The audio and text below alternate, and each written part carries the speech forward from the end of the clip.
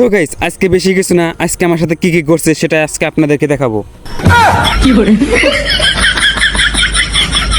সকাল সকাল গিয়ে দেখি আমার 3,56,00,000 টাকার হন্ডারে তেল নাই। এত টাকার হন্ডার মধ্যে তেল না থাকলে কি চলে? তাই ভাবলাম তেল ভরিয়েই নেই। আর গাইস, তেল ভরানোর সময় বারবার তেলে পাইপটা ক্ষয়ে গিয়েছিল, তাই ভাবলাম পাইপটা ধরার জন্য একটা 5 লক্ষ দিয়ে হাজিরা নেই। তারপর অনেক কষ্ট করার পর আমার তেল ভরানো হয়ে গেছে। এদিকে আমার বড় ভাই আমার হন্ডা নিয়ে খেলা লাগিয়ে দিছে। কি আর কমু, বড় ভাই তো ধমক দেওয়া যায় না। তারপর কইয়া বেলা নিয়ে আসলাম। আজকের দিনটা বেশি ভালো না। তারপরে যাইতে না যাইতে আবার আমার একটা বড় ভাই পড়ে গেল। তো গাইস, অনেক কষ্ট করার পর গিয়েছিলাম বাজারে। আর গাইস, যে বাজারে যাইতেছি এই বাজারে এত ভিড় যে একটা মানুষ পাওয়া যায় না।